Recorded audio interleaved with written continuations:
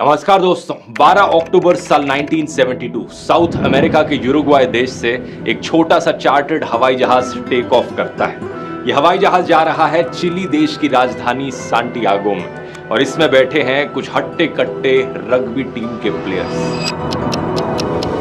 Total में 45 passengers हैं, तो इन प्लेयर्स के कुछ फैमिली और फ्रेंड्स भी साथ में आए हुए हैं। ये उड़ान कोई ज्यादा लंबी नहीं होनी थी। आमतौर पर यूरुग्वाय से सांटियागो जाने में सिर्फ 3 घंटे का ही समय लगता है, लेकिन रास्ते में बीच में आती हैं विशाल एंडीज की पहाड़ियां। साउथ अमेरिका में मौजूद एंडीज माउंटेन रेंज दुनिया की लॉन्गेस्ट माउंटेन रेंज है और हिमालय की पहाड़ियों के बाद सबसे ऊंची पहाड़ियां भी यही पाई जाती हैं।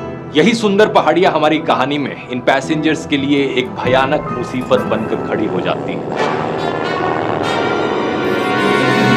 12 अक्टूबर के उस दिन पहाड़ियों में तूफान आता है, जिसकी वजह से प्लेन आगे नहीं जा पाता। पायलट्स डिसाइड करते हैं कि वो रास्ते में ही रुक जाएंगे और अगले दिन दोबारा से उड़ने की कोशिश करेंगे। अर्जेंटीना के मेंडोजा शहर में प्लेन को रात के लिए लैंड करा दिया जाता है। अगला दिन 13 अक्टूबर ये विमान दोबारा से टेक ऑफ करता है दोपहर के 2:18 पर। पायलट्स ने देखा था कि मौसम साफ हो गया है, तो अगले 1 घंटे तक सफर काफी सुहाना रहता है। 3:21 पायलट्स प्लेन को डिसेंड कराने लगते हैं। ये प्लेन सांटियागो के काफी करीब पहुंच रहा था, लेकिन अभी भी पहाड़ियों में ही था, क्योंकि इस शहर के बगल में बहुत ऊंची ऊंची पहाड़ियां हैं। नीचे उतरते समय अचानक से भयानक टर्बुलेंस देखने को मिलती है। प्लेन बहुत तेजी से ऊपर नीचे हिलने लगता है। इसी समय आसपास बहुत सारे बादल आ जाते हैं। चारों तरफ बादल ही बादल, कुछ दिखाई नहीं देता। अचानक से प्लेन में अलार्म्स बजने लगते हैं और वार्निंग लाइट्स भी चमकने लगती हैं। किसी को समझ में नहीं आता हो क्या रहा है। पैसेंजर सीट्स में बैठे कुछ रग्बी प्लेयर्स बड़े निडर हैं। वो मजाक बनाते हैं इस टर्बुलेंस का। इन्हीं जोक्स के बीच एक पैसेंजर खिड़की के बाहर देखता है, तो उसे दिखता है कि बादल धीरे धीरे हटने लग रहे हैं, लेकिन फिर दिखता है कि पहाड़ी बहुत नजदीक है। जैसे ही हवाई जहाज बादलों से बाहर निकलता है, पायलट्स रियलाइज करते हैं कि उनके सामने बहुत करीब एक बहुत बड़ी चट्टान है। इमीडिएटली पैनिक में आकर वो प्लेन को ऊपर की तरफ मोड़ने की कोशिश करते हैं। एयरक्राफ्ट का ग्राउंड कोलिजन अलार्म बड़ी तेजी से बज रहा है। पायलट्स मैक्सिमम पावर लगा देते हैं ऑल्टीट्यूड गेन करने के लिए, उस पहाड़ी के ऊपर से बचकर निकलने के लिए, लेकिन अफसोस अब तक बहुत लेट हो चुका था। हवाई जहाज का पीछे का हिस्सा पहाड़ी से टकरा जाता है ऊपर जाते वक्त। प्लेन का जो पूरा रियर पोर्शन था वो अलग हो जाता है। पीछे की जो 2 सीटों की रो थी वो प्लेन से लिटरली हवा में बाहर उड़ जाती है। 3 पैसेंजर्स इसके साथ उड़कर हवा में गायब हो गए। कुछ और सेकंड तक ये प्लेन ऊपर जाते रहता है और फिर अचानक से ये नीचे गिरने लगता है। कुछ ही सेकंड बाद एक और कोलिजन, प्लेन का लेफ्ट विंग भी टूट जाता है। कुछ और पैसेंजर्स प्लेन से बाहर उड़कर नीचे गिर जाते हैं और अब प्लेन का सिर्फ फ्रंट पोर्शन बचा था, जो सीधा जाकर एक ग्लेशियर में गिरता है। 350 किलोमीटर प्रति घंटे की स्पीड से ये इस ग्लेशियर पे स्लाइड करता रहता है और 700 मीटर नीचे आकर फाइनली एक लास्ट टकराव होता है। प्लेन में सब कुछ तहस नहस हो गया। जो पैसेंजर सीटें थी वो प्लेन के बेस से फटकर बाहर आ जाती हैं। प्लेन का कॉकपिट पूरी तरीके से क्रश हो जाता है और 2 पायलट्स इमीडिएटली मारे जाते हैं। यह हवाई जहाज अब एंडीज की किसी अनजान पहाड़ी पे 3570 मीटर की हाइट पर टूटा हुआ पड़ा है। हैरानी की बात यह है कि प्लेन में बैठे 45 लोगों में से 33 लोग अभी भी जिंदा हैं। ये इस क्रैश को सरवाइव कर गए हैं किसी तरीके से। बस प्रॉब्लम यह है कि इनमें से कई लोग जख्मी हैं और कोई नहीं जानता कि ये कहां पर अटके खड़े हैं। पता चलता है कि ये प्लेन अपने प्लान्ड रूट से 80 किलोमीटर भटक चुका था और ये सर्वाइवल की दर्दनाक कहानी तो बस अभी शुरू हुई है दोस्तों। ना तो वो लोग उस वक्त इमेजिन कर सकते थे, ना ही आप लोग इस वक्त इमेजिन कर सकते हो कि इन सर्वाइवर्स के साथ आगे हुआ क्या।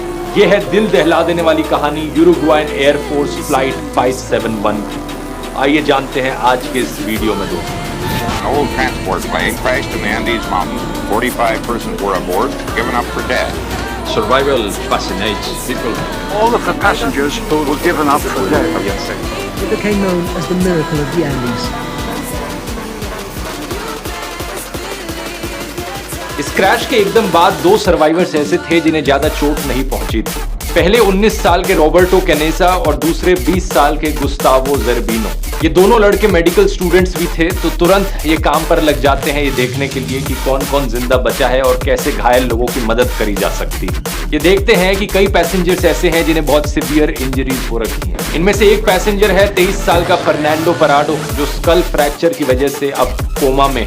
जितना इनसे हो सकता था ये दो मेडिकल स्टूडेंट्स कोशिश करते हैं बचे हुए सर्वाइवर्स की मदद करने की। दूसरी तरफ इस प्लेन के गायब होने के 1 घंटे के अंदर अंदर ही Chilean air search and rescue service को नोटिफिकेशन पहुंच जाती है। 4 हवाई जहाज तैनात किए जाते हैं सर्वाइवर्स को सर्च करने के लिए। शाम से लेकर रात तक ये क्रैश साइट को ढूंढने की कोशिश करते हैं, लेकिन अनफॉर्चुनेटली इन्हें कुछ नहीं मिल पाता। रेस्क्यू सर्विस के ऑफिसर्स रेडियो ट्रांसमिशंस को सुनकर कंक्लूड करते हैं कि एयरक्राफ्ट बहुत ही रिमोट और इनएक्सेसिबल जगह में जाकर क्रैश किया होगा। प्रॉब्लम ये थी कि ये हवाई जहाज व्हाइट कलर का था और ये एक ऐसी जगह पर क्रैश किया था जहां चारों तरफ व्हाइट स्नो और आइस मौजूद थी। बर्फीली पहाड़ियों में इसे ढूंढ पाना बहुत मुश्किल काम था। 13 अक्टूबर की रात बचे हुए पैसेंजर्स बड़े होपफुल थे। उन्हें उम्मीद थी कि बस किसी तरीके से वो एक रात यहाँ गुजार लें, ठंड से बचने का कोई ना कोई तरीका ढूंढ ले, अगले दिन उन्हें कोई ना कोई तो ढूंढ ही लेगा। उस बर्फीली रात को 5 घायल पैसेंजर्स सरवाइव नहीं कर पाते।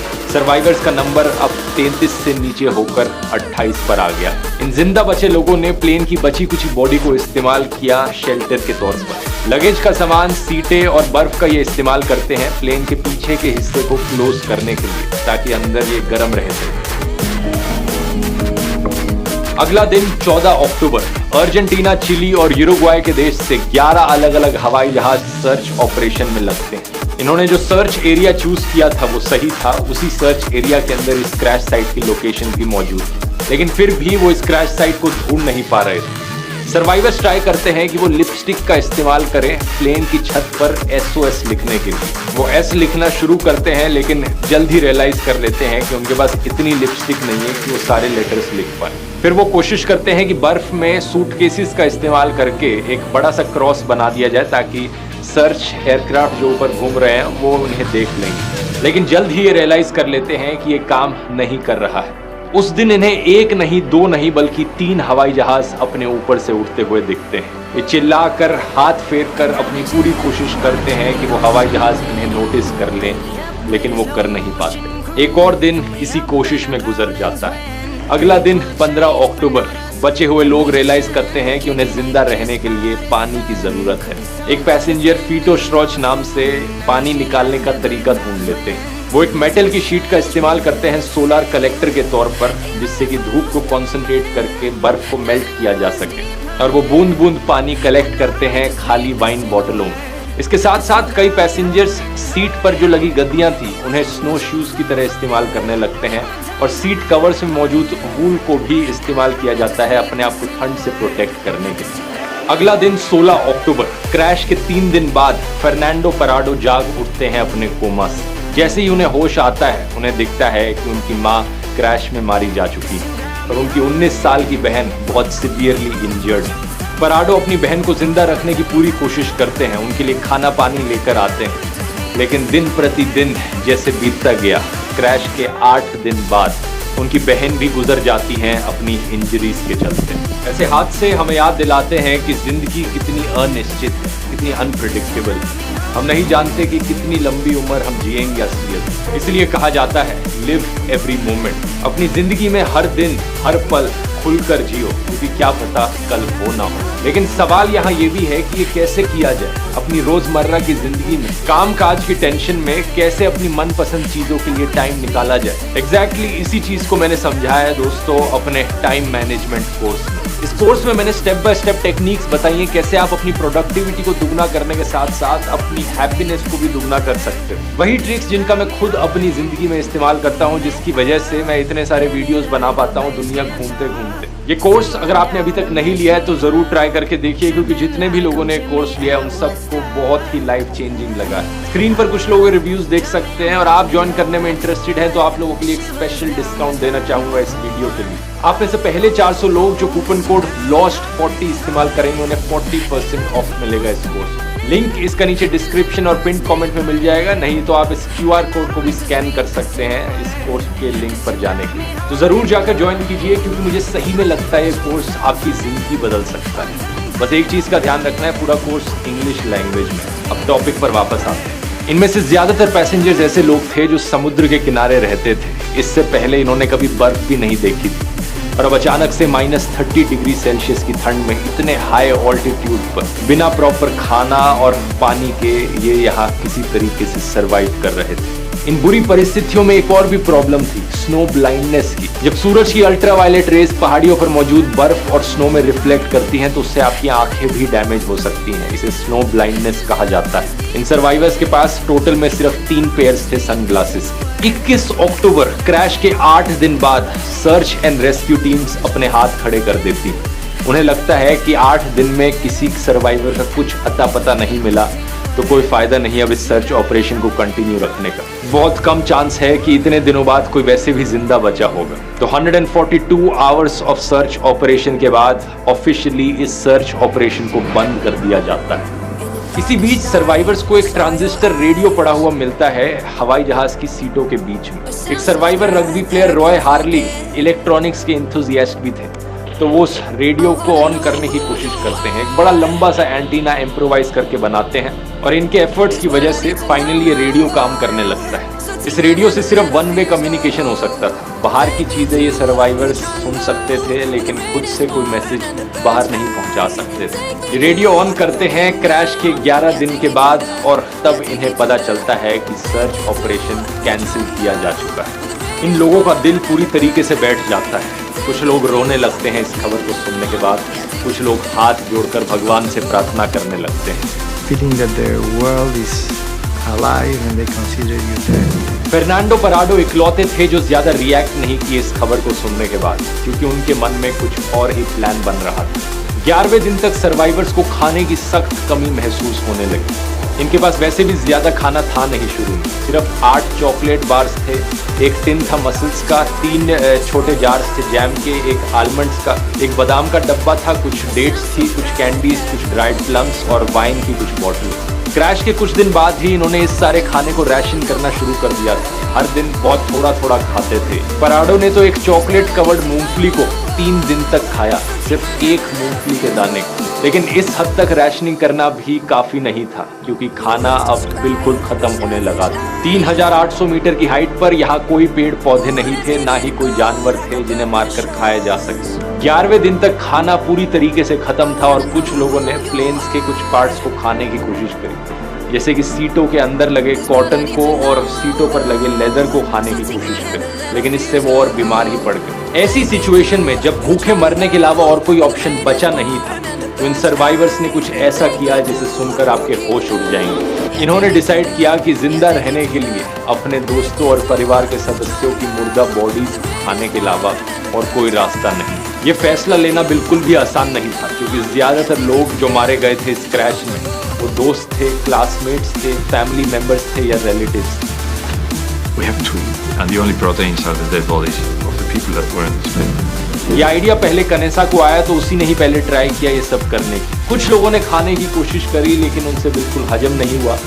उन्होंने उस वक्त मना कर दिया, लेकिन 2 दिन जब और गुजरे, जब और कोई ऑप्शन ही नहीं दिखा, तो फाइनली उन्होंने भी इंसानों के मीट को अपना खाना बनाया। 29 अक्टूबर क्रैश के 16 दिन बाद सर्वाइवर्स के लिए ये फूड सोर्स भी बड़ी तेजी से घटते जा रहा था। इनके पास आगे कोई प्लान ऑफ एक्शन नहीं था, कोई नहीं जानता था कि आगे क्या किया जाए। हालात इससे बदतर हो नहीं सकते थे, लेकिन फिर उस रात एक बहुत बड़ी गरजती हुई आवाज उन्हें सुनाई देती है। पता चलता है कि अचानक से एक एवलांच आ गया है। भारी बर्फ पहाड़ी के ऊपर से इतनी तेजी से गिरती है कि इस प्लेन के टुकड़े में पूरी तरीके से बर्फ भर जाती है।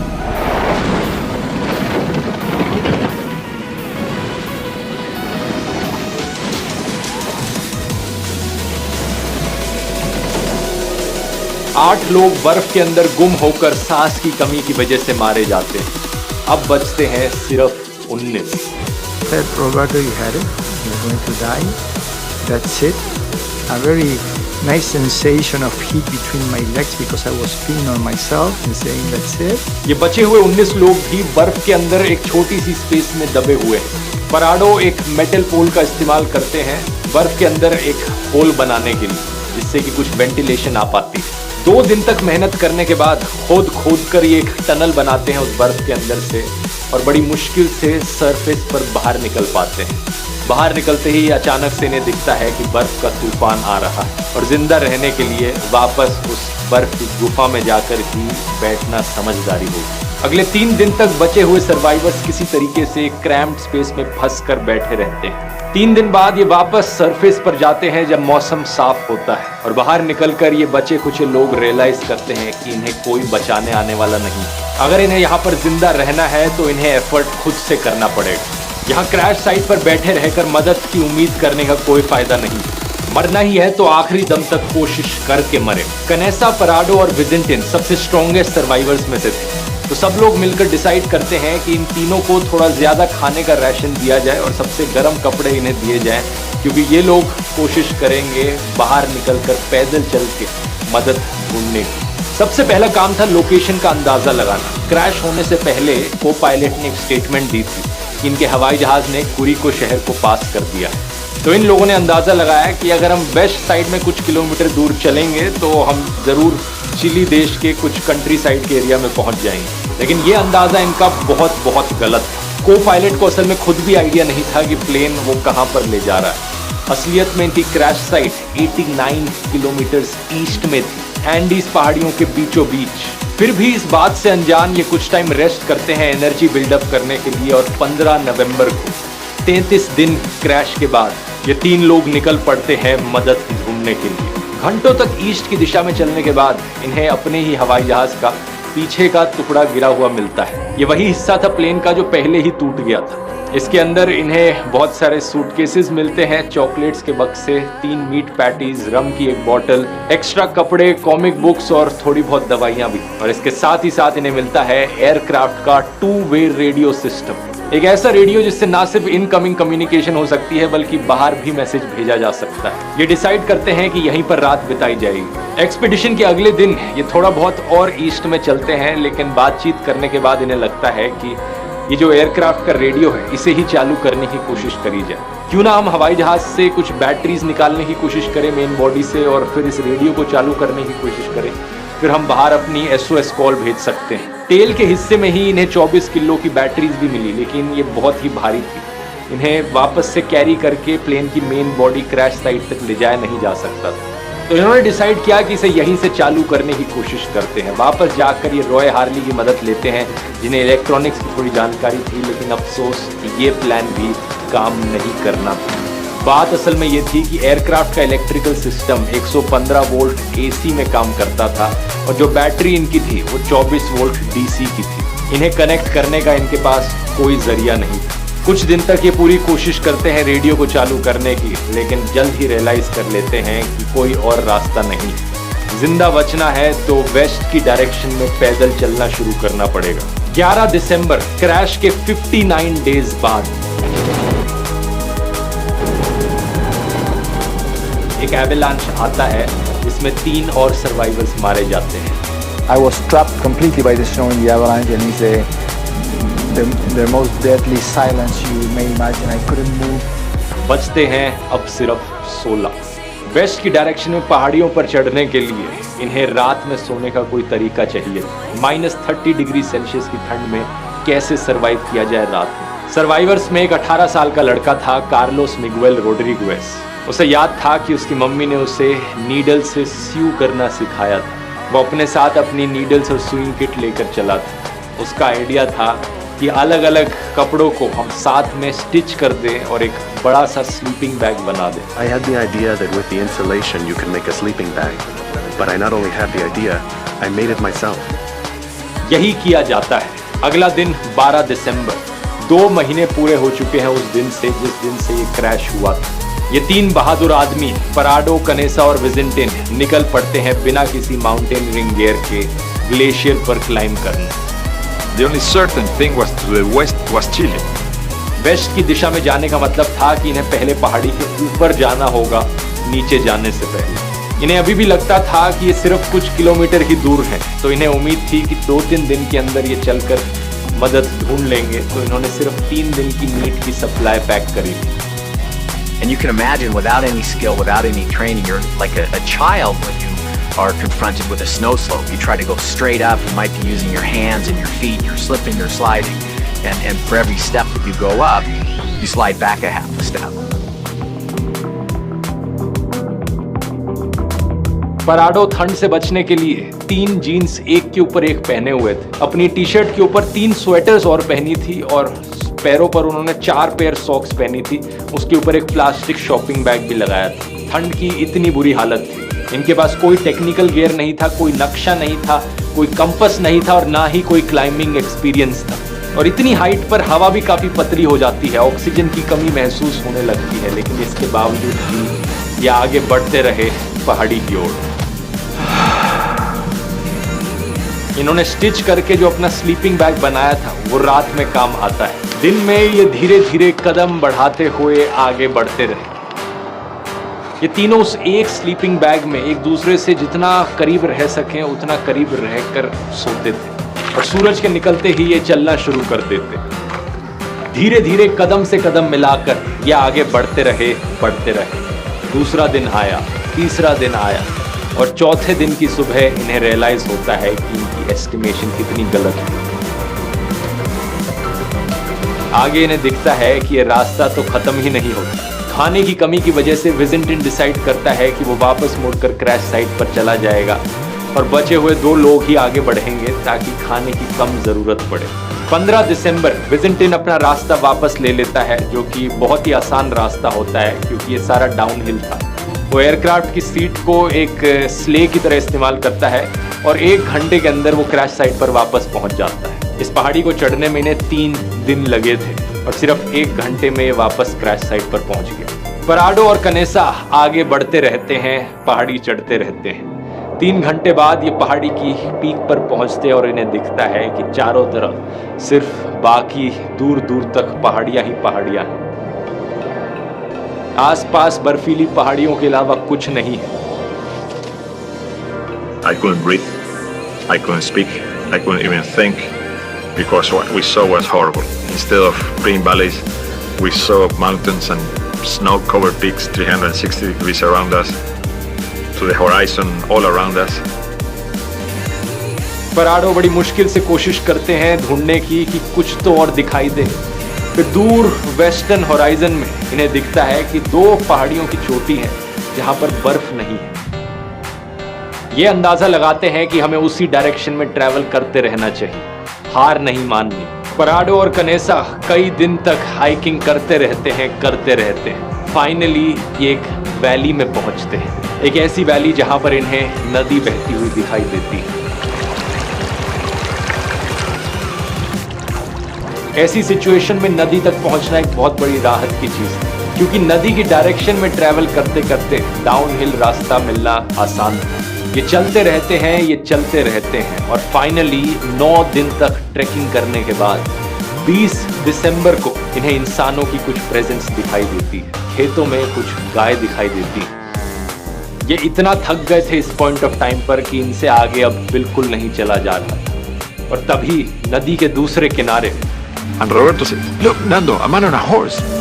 घोड़े पर बैठे 3 लोग दिखाई देते हैं। पराडो चिल्लाने की कोशिश करते हैं, लेकिन नदी का शोर इतना ज्यादा है कि उन तक आवाज पहुंच नहीं रही है। लेकिन बाय चांस उनमें से एक इंसान पराडो और कनेसा को देख लेता है और उनकी तरफ देखकर वापस चिल्लाता है, टुमारो। वो ये कहता है कि मैं कल दोबारा आऊंगा।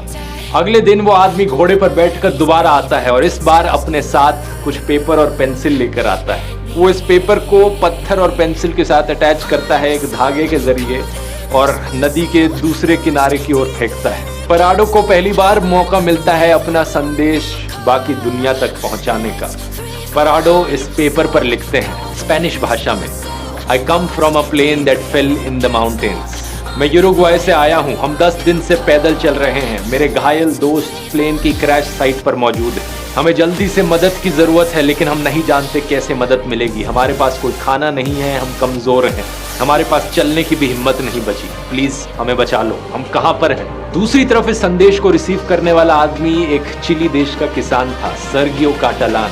वो इस नोट को पढ़ता है और उन्हें इशारों से समझाता है कि मैंने समझ लिया। अपने बाकी दोनों साथियों के साथ बात करने के बाद उसे पता चलता है कि हाँ, कुछ याद तो आ रहा है। कुछ 2 महीने पहले एक खबर में मैंने सुना था कि एक प्लेन क्रैश हुआ है। और जब इन साथियों को रियलाइजेशन होता है तो ये शॉक्ड रह जाते हैं। इन्हें यकीन नहीं होता कि 2 महीने पुराने प्लेन क्रैश से अभी भी कोई जिंदा बचा है। सर्गियो ब्रेड का टुकड़ा फेंकते हैं नदी के दूसरी ओर और अगले 10 घंटे तक लगातार ये घोड़े पर बैठकर वेस्ट की डायरेक्शन में दौड़ने लगते हैं। इंसानों के किसी भी गांव या बस्ती से ये इतने दूर थे अभी भी। फाइनली जब ये सबसे करीब के शहर में पहुंचते हैं तो ये खबर वहां के आर्मी कमांड को बताई जाती है, जो सांटियागो में मौजूद आर्मी के हेडक्वार्टर्स को कांटेक्ट करते हैं। इसी बीच ये किसान पराडो और कनेसा को घोड़े की मदद से लोस माइटेनेस शहर में लेकर आते हैं, जहां पर इन्हें फाइनली कुछ रेस्ट मिलता है। पता चलता है कि अपनी उम्मीद के बल पर पिछले 10 दिनों में ये 61 किलोमीटर पैदल चल के हाइक किए। कनेसा अपना आधा बॉडी वेट लूज कर चुके थे, सिर्फ 44 kg इनका वेट बचा था। जैसे ही इनकी कहानी के किस्से बाकी लोगों को पता चलते हैं, ये इंटरनेशनल खबर बन जाती है। ¿Cómo pudieron sobrevivir ustedes? ¿De qué se alimentaban? Bueno, sobre el tema. ये दिल दहला देने वाली कहानी सही मायनों में अनबिलीवेबल थी। चिली की एयरफोर्स 3 हेलीकॉप्टर्स भेजती है इमीडिएटली रेस्क्यू करने के लिए। आर्मी ऑफिसर्स पराडो और कनेसा को इंटरव्यू करते हैं लोकेशन की इंफॉर्मेशन पता लगाने के लिए। पराडो अपने साथ पायलट का फ्लाइट चार्ट लेकर आए थे और वो नक्शे में नाप रहे थे कि वो कहां कहां हाइक कर रहे थे। आर्मी ऑफिसर्स उन्हें हेलीकॉप्टर में बिठाकर लेकर जाते हैं ताकि क्रैश साइट को लोकेट किया जा सके और उनकी मदद से बचे हुए सर्वाइवर्स की लोकेशन फाइनली पता चलती है आर्मी कमांडर्स को। 22 दिसंबर 1972, 70 दिन बाद क्रैश के 2 हेलीकॉप्टर्स सर्च एंड रेस्क्यू के फाइनली पहुंचते हैं बचे हुए सर्वाइवर्स के पास उनकी जान बचाने के लिए।